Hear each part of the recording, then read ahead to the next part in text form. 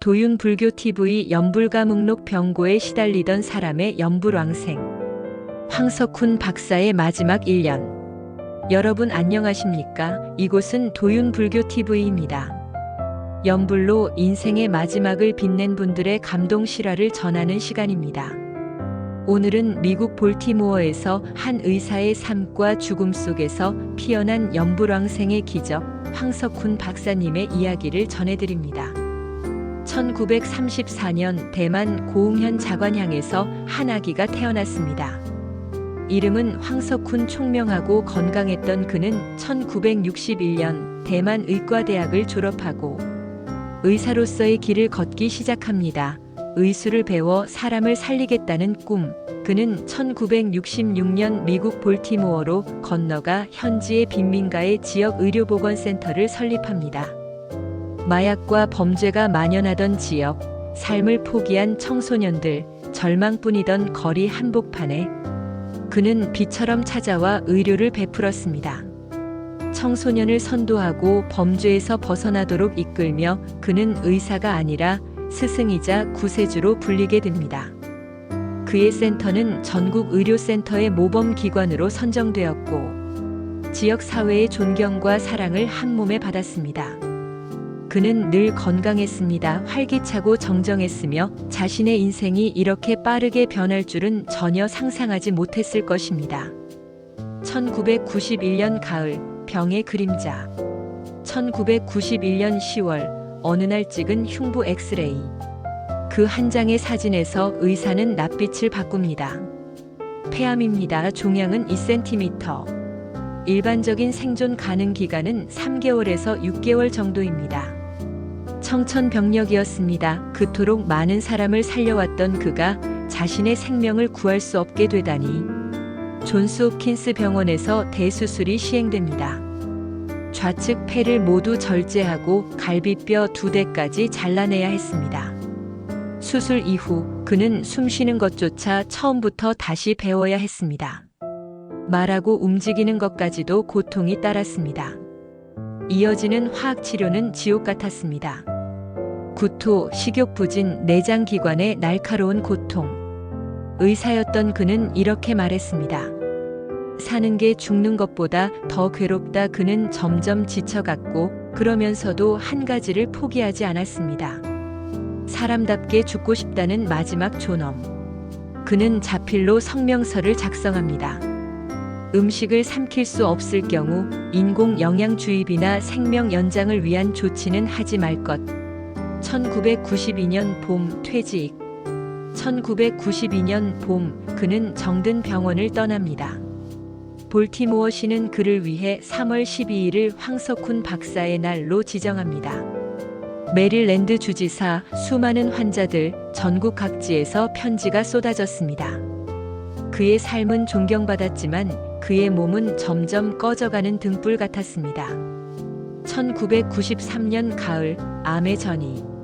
1993년 10월, 암세포는 뇌와 척수로 퍼집니다.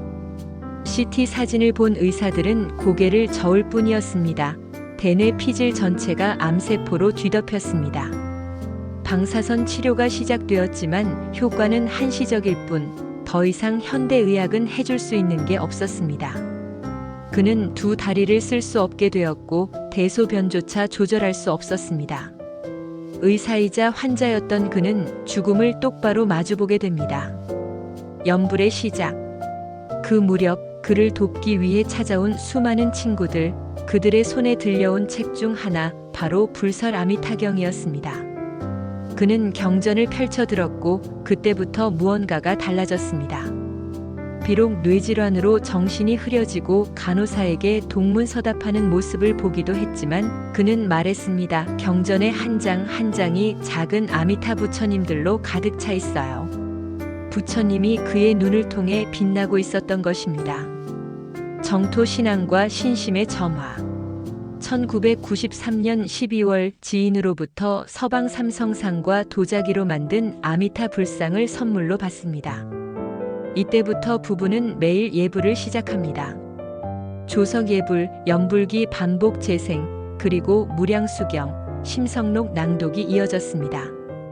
그는 부인의 귀에 대고 말했습니다. 당신들이 나를 위해 염불하고 회양하는 것을 부처님도 알고 계셔. 때가 되면 반드시 오시겠대. 부인의 질문이 이어집니다. 당신이 극락에 도착하면 꼭 알려줘요. 우리가 안심할 수 있게 말이에요. 그는 고개를 끄덕이며 반드시 알게 해줄게요. 라고 말했습니다. 임종 4일 전, 1994년 10월 10일 저녁 7시, 그는 깊은 잠에서 깨어나 말합니다. 꿈에서 아미타 부처님을 뵈었어. 부처님이 말씀하시기를, 넌 수많은 사람을 구했고 많은 이들이 지금 너를 위해 염불하고 있으니 걱정하지 말라고 하셨어. 이 말을 하던 그의 눈은 더 이상 두려움이 없었습니다. 염불왕생에 대한 확신이 그의 가슴 속에서 피어나고 있었던 것입니다. 왕생의 순간, 1994년 10월 14일 오후 4시, 부인이 그의 손과 발이 얼음처럼 차가워진 것을 발견합니다. 고개를 조용히 떨어뜨린 그는 염불 속에서 세상을 떠납니다.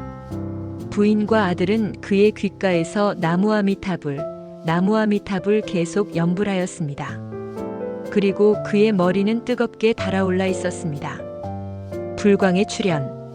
그날 밤 8시경, 부인은 향을 사르고 염불을 하던 중 갑자기 눈앞에 찬란한 불빛이 펼쳐집니다. 연분홍, 연보라, 황금, 연파란색, 그리고 순백의 광채. 그 빛은 다이아몬드처럼 찬란했고 온 방을 덮었습니다. 부인은 눈을 감고 있었지만 그 광경을 또렷이 보고 있었습니다. 연꽃 속의 황석훈 박사. 토요일 새벽 2시 반, 염불이 절정에 달할 즈음 부인은 거대한 흰 연꽃을 보았고 그 속에서 황석훈 박사의 금빛 몸이 나타납니다. 30대의 젊고 장엄한 모습, 부처님처럼 고요하고 자비로운 얼굴. 그는 정말로 극락에 왕생하셨습니다. 신심을 전하며, 사랑하는 여러분, 이 모든 이야기는 실제입니다. 아미타 부처님은 약속하셨습니다. 염불하는 이가 있으면 반드시 맞이하리라. 황석훈 박사의 염불 왕생은 그 약속에 살아있는 증명입니다.